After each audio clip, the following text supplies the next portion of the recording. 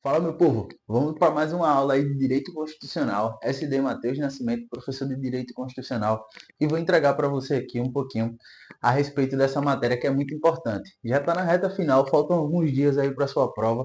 Então, o objetivo nessas aulas aqui é ser rápido, prático, gerar uma revisão para você ouvir ali no carro, treinando ou até mesmo anotando.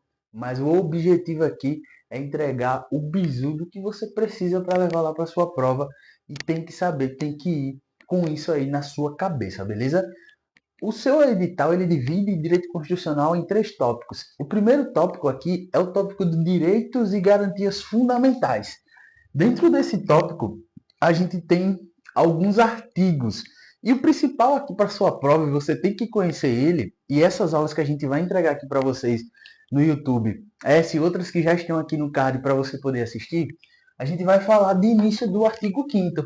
Vamos falar assim de outros temas, mas vamos iniciar aí com o artigo 5º, que ele é muito importante. Dentro do artigo 5º, a gente vai abordar temas como vida, igualdade, liberdade, propriedade e até mesmo a segurança. Tudo isso previsto dentro do artigo 5º. Quando a gente vai falar um pouquinho mais a fundo dentro desses direitos, a gente tem vários temas que englobam. Por exemplo, a vida. A vida tem alguns incisos que são apresentados dentro do artigo 5º. Então a gente vai fazer um apanhado geral. Eu vou colocar aqui também no link desse vídeo, no link não, aqui nos comentários desse vídeo, um link que é para que você possa ter acesso ao nosso conteúdo. Eu tenho um curso completo de direito lá disponibilizado para você que vai fazer a Polícia Militar de Alagoas e é justamente objetivando entregar para você nessa reta final um conteúdo prático, rápido, para que você possa sempre estar revisando. Que só é aprovado quem de fato fica revisando o conteúdo. Então está na academia, está em algum lugar, então a gente tem material em PDF, tem vídeo aula, mas preste atenção. Aqui a gente vai fazer um apanhado geral. Lá no curso é muito mais completo. Então, eita, poxa, eu já conheço o tema, mas eu vi que faltou alguns detalhes. Por quê? Porque aqui é revisão. Aqui não é o conteúdo completo. Se você quiser completo, você vai lá na aula, vai ter mais detalhes, você vai ver com mais calma. Aqui é para você revisar e manter sempre esses conteúdos frescos na sua mente, que caso apareça ali uma questão, você, eita, poxa, e agora vai ali na sua memória rápida e consegue ter acesso àquela informação que você precisa. Então vamos falar sobre alguns direitos e as próximas aulas também a gente vai dar continuidade nessa mesma pegada. Quando a gente fala do artigo 5º e fala do direito à vida ela vai ser dividida em positiva e vida negativa. A vida positiva está relacionada à dignidade da pessoa humana, são seus direitos ali que lhe trazem dignidade, e a vida negativa é o direito de continuar vivo. É eu permanecer vivo com a minha vida, tá certo, intacta. E aí a gente entra na seara, por exemplo, do homicídio. Está relacionado à vida negativa, beleza? Pena de morte. A pena de morte, você acha que está relacionado à parte positiva ou negativa do direito à vida? A parte negativa, né? Porque a pena de morte, eu estou tirando o meu direito de vida, direito à vida. Então, no Brasil, a pena de morte ela só é permitida, com base lá no artigo 5º, num caso de guerra declarada, somente nessa situação. E o aborto? Aborto é vida positiva ou negativa? É negativa também. Por quê? Porque eu estou tirando o direito de vida. E aí esse aborto pode ser sentimental, necessário, aborto de feto, por exemplo, anencefalo, certo? São situações que determinam essa restrição do direito à vida. Então, preste atenção. Eu tenho meu direito de vida, essa vida está relacionada à minha dignidade e à minha possibilidade de continuar vivo.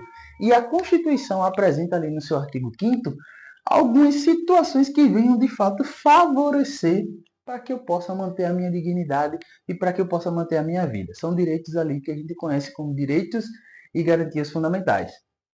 Igualdade ou isonomia. Quando a gente fala do direito de igualdade, a gente vai entender que é um direito que está previsto ali, é um direito de segunda geração, tudo bem? E vou falar sobre igualdade material.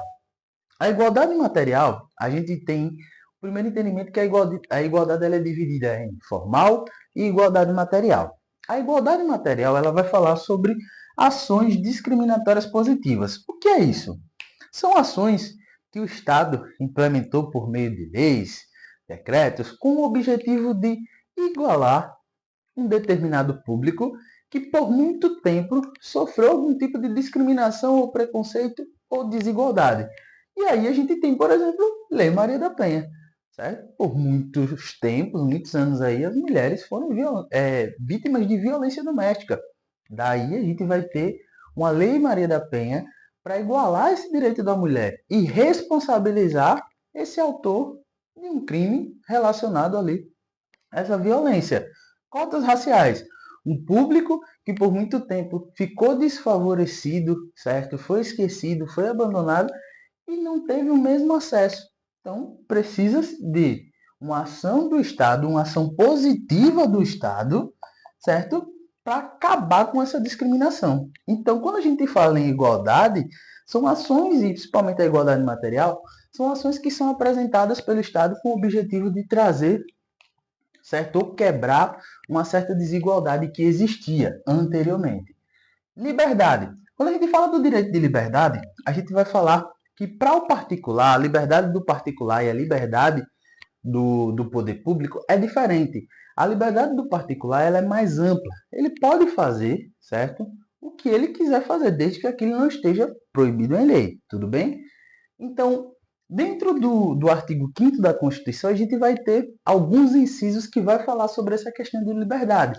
Liberdade de crença, liberdade de religião, liberdade de expressão, certo? São direitos que são garantidos com o objetivo de proteger esse direito, ó, antigão, direito de primeira geração.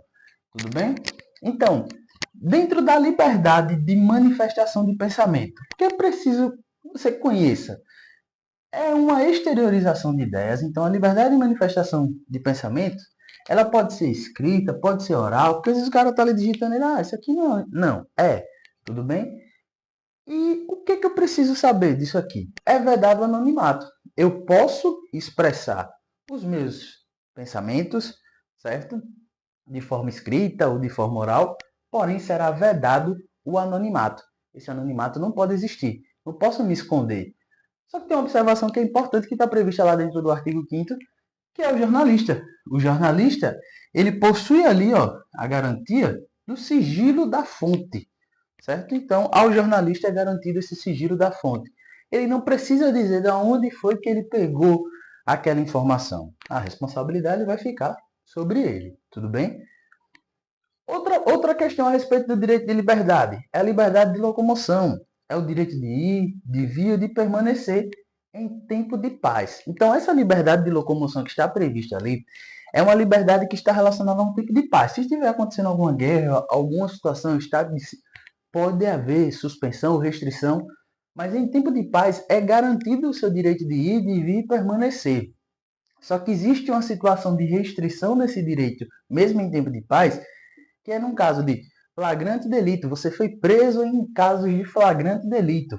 Você foi preso por meio de uma ordem judicial. Nesses casos, existirá sua restrição de liberdade de locomoção, por mais que seja um direito que está previsto dentro da Constituição. Outro ponto, no caso de abuso de poder, de ilegalidade, que venha restringir esse seu direito, o remédio constitucional, isso aqui é importante, o remédio constitucional será o habeas corpus, o HC. Tudo bem? Então, será utilizado como remédio constitucional com o objetivo de restaurar a sua liberdade. Liberdade de reunião é outro tema também muito importante, que pode ser cobrado no seu concurso pela Banca Sebrasp. A liberdade de reunião, além de ser um direito que está lá previsto, tem algumas características que serão aceitas para que esse direito de fato seja válido. Então, essa reunião ela precisa ser pacífica. Essa reunião não pode ter armas, é sem armas. Essa reunião também precisa ser aberta ao público. Ela independe de autorização, certo? Porém, ela precisa de um aviso prévio. Cuidado, isso aqui, por muitas vezes, é objeto de questão da própria Banca Sebrasp, quando ela traz que existe a necessidade do aviso prévio, ou não existe a necessidade do aviso prévio. Existe a necessidade de autorização, não existe a necessidade de autorização. É importante que você conheça. Por mais que pareça besteira, mas na hora da prova ali, pode passar em branco e você acabar perdendo uma questão como essa. E não poderá frustrar outras reuniões, certo? Então, outras reuniões que já estavam previstas para aquele local não poderão ser frustradas, ok?